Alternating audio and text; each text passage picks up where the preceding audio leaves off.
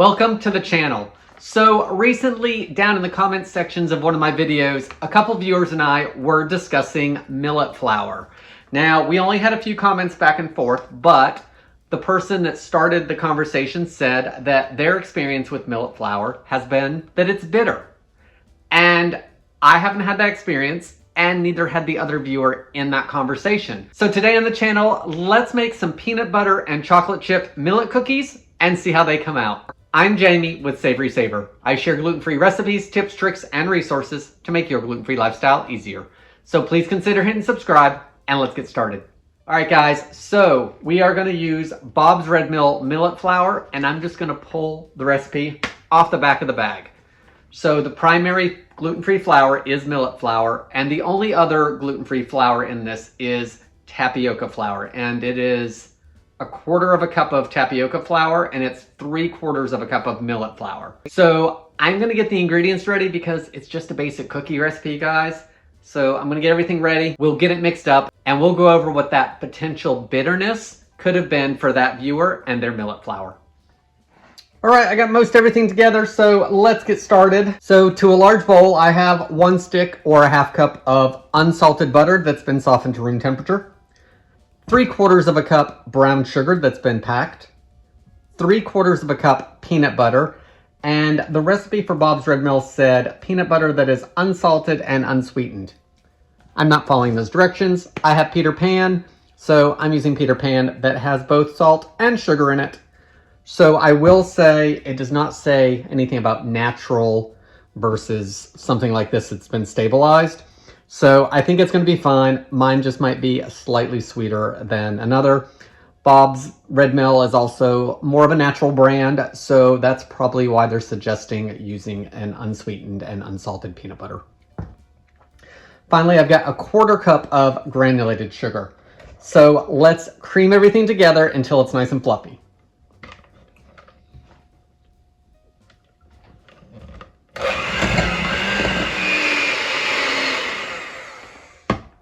So everything looks like it's nice and incorporated, and everything is kind of lightened out to a light tan color as opposed to the darker brown when I started, when everything was just beginning to mix.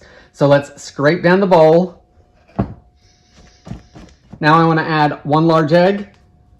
We also want to add a teaspoon of vanilla, and I think I'm going to be a rebel today, and I'm going to do it without measuring because everyone does it all the time when I watch videos, so why not? About a teaspoon. I actually think that looks pretty good. Let's just do a little more. All right, now I want to blend it again until everything is fully incorporated.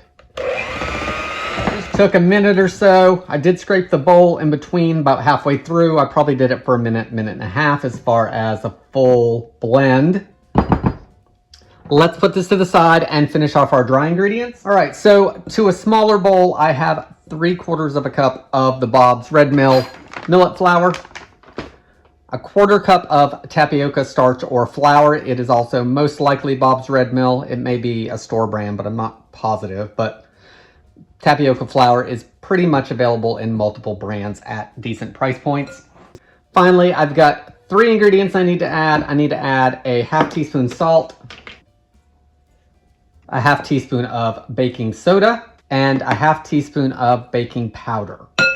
Now let's give everything a quick whisk, and that'll just make sure it's combined and get a few of those lumps out before I even add it to my wet ingredients. Now let's add our dry ingredients to the wet ingredients. I'm gonna mix everything just until it's combined. All right, so everything has been incorporated. I don't see any kinds of streaks of flour in it. So let's add the final ingredient. 1 cup of semi-sweet chocolate chips. Of course, if you are like my wife and like milk chocolate better, then use those. It shouldn't matter. Let's give everything folded in. That just took a minute to stir everything in there and fold it in. Everything in here is really nice. Now, I'm gonna do 2 things at this point, but you only need to do 1. This does need to chill. It is pretty soft, as you can see, so chilling it will firm up that butter again. It'll give the millet flour and the liquids time to absorb. So I'm assuming we are gonna get a better end product because of that. The next thing I'm gonna do is I'm actually gonna transfer this into a smaller bowl because I need this bowl for dinner. We're having pizza tonight and I need to start the dough for that, so I need this bowl. So I'm gonna transfer this to another bowl, cover it up, and we're gonna let it sit in the fridge for about 30 minutes. Then we will get them baked off. So while I get that done, we'll prep the pans. I'll show you how to do that. And we will also go over the potential issue of bitterness and millet flour and what you can do about it. All right, so for the pans for the cookies, I've got 2 pans lined with parchment paper. This says it's gonna make about 24 cookies and they're not very big. It's only gonna be a tablespoon of dough on each cookie. So I'm hoping I can get away with 2 of them. So we'll see. So my oven is preheating at 350 degrees. And while that happens, let's talk about the millet flour. So I did a little bit of research online and evidently millet flour is one of those gluten-free flours that can potentially go rancid faster than other items. So if it's rancid, that means the oil in it has spoiled, and millet is a seed. So that would make sense that the oil in it could go rancid. And that is potentially one of the reasons that my viewer could have gotten a bitter taste out of it. Now, that's not to say just for them, it tastes bitter. I mean, Tara thinks cilantro tastes like soap, and I don't. So it very well could be that that viewer just, it tastes bitter to them in general. But what I found online is that it's potentially rancid, which is why it's got that bitter taste. Lots of times when oil spoils, you can also smell it, and it'll smell off, or it'll smell rancid. So some ways to prevent that, of course, are only buy a small amount of millet flour if you don't cook a lot with it. Make sure it's dated pretty far out, especially if you don't bake a lot. I go through series where I don't bake a whole lot and I have all these gluten-free flours, and what do you do with them? So, you want to buy accordingly to how you're using it. Another idea is to pop it in the freezer, even if it's not opened, because that's going to slow down everything. And when you're ready to use it, take it out, bring it back to room temp, but store it in the freezer. These bags aren't very big, so most likely you're not buying it in great big bags unless you use it all the time. So I would store it in the freezer or store it in the fridge. I do tend to store lots of things in the fridge sometimes, especially if I think I'm not going to use it. Gluten-free flours, we have so many of them at the house that sometimes the freezer or the fridge is a better option for me because I don't use it as fast. I just have to remember to let it come up to room temp before I'm going to use it. Now, since we haven't baked off these cookies, we're gonna see if they taste bitter or not. So let's get that done. All right, so it's been in the fridge for just over a half hour, about 35 minutes or so, and it has firmed up a little bit. It's not quite as sticky. So I've got a 1 tablespoon cookie scoop. I'm just gonna scoop until it's done. So I'm hoping to get 12 on each. So rows of 3, 4 rows of 3. Let's see how that goes.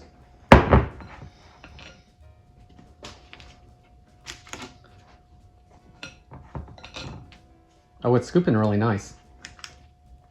All right, first pan's done. Let me do the next one while the oven is still preheating, and I think I'm gonna have more than 24 cookies. All right, so my oven is ready, and I've had 2 pans done, and I still have at least another pan's worth here. I'm gonna start baking them off, guys. 12 to 15 minutes per batch, and then you're gonna let them rest on the pan when you take them out for 5 minutes before removing them to the grid to cool. So let's get these baked off and we'll give them a taste. All right, guys, so the edges are beginning to brown. This has been 12 minutes. I think I'm gonna call these good. I'm gonna put them to the side to cool for 5, and then I'll remove them to the rack, and I'm gonna throw the other batch in. I do wanna note that I currently have them in the fridge just to keep everything cold because I think it probably helps with the baking process since we had to chill our dough prior to. So I just finished up the last batch going onto a cookie sheet. I ended up getting 24, 35 cookies out of it, but look at how clean the bowl is. So far, easy mix up, easy shaping, so hopefully they taste good. So the cookies are done. The last batch has been moved over to the grid to cool. The first set we're gonna try in just a second, but before we do, 2 quick things. 1, my math skills, or lack thereof, because the first tray actually had 15 cookies on it, not 12. So evidently I can't count. Thankfully, I got all the measurements for the ingredients right, but if you caught that when you were watching a few minutes ago, let me know in the comments below that you caught my miscounting, because obviously I need help with it. Second of all, let's look at the cookies, especially the second batch, because it looks just a little different. So I want to share that with you before we dig in. So 3 sets of cookies. This first 3 columns are the first batch. This column here is the second batch, and then this is the third batch. So if you look here at the first batch, everything kind of has some, tops of them. They're kind of misshaped or whatever. They're spread a little bit. Well, the second one, they're a little more uniform. And the only thing I can think of is I put that tray of cookies back in the fridge made. They just had to be baked. So they sat in there for about, maybe 10 minutes before I transferred them to the oven. So I'm wondering if that's why they're not quite spread the same way as the first batch. The last batch kind of looks similar to the first batch, and I think that's because it was warmer, because this batch was put onto a warm cookie sheet. It wasn't hot, but it still had some heat to it, and they never went back in the fridge, so I think they spread a little bit differently. Overall, they all look really good. They're all nice and golden. They all cooked in 12 minutes in my oven. This one actually is a little bigger. I wonder if that's the end, but I actually like that one just a little better shape-wise, but they're all nice and golden like this on the bottom. That size is a little bit better, so I think I like a little bit bigger than a tablespoon of dough, because that's a tablespoon and they're just a little smaller. Let's go ahead and give these a taste, and after that I'll get pictures for the thumbnail and we'll be good. All right, so here's one from the first batch. It's got a nice balance of chocolate chips in it. It's nice and golden. I do really like how golden they are. So let's break it open and I'll move closer so you guys can see that. That's what it looks like on the inside.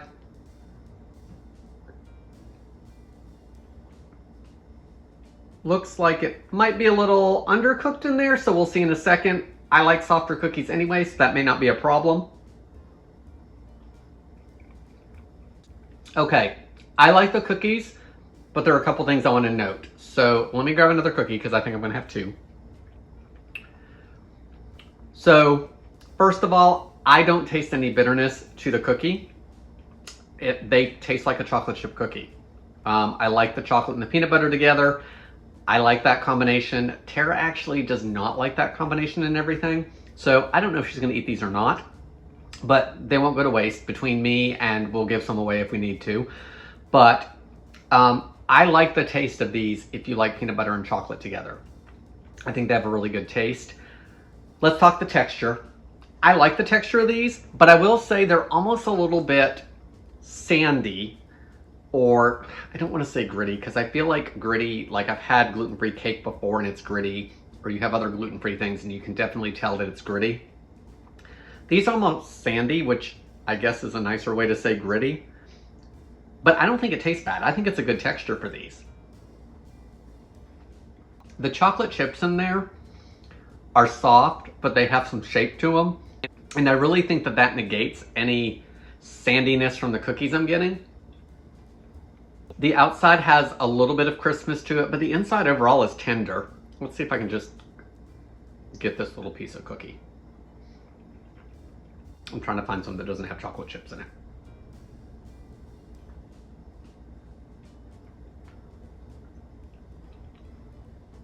Okay, so I do think they have a little bit of a sandy grit to them. And while I would think that would be off-putting in most recipes for me, I actually think it works with this one. It doesn't taste bad. I think it's a good texture. I think there's enough chocolate chips in it that it really doesn't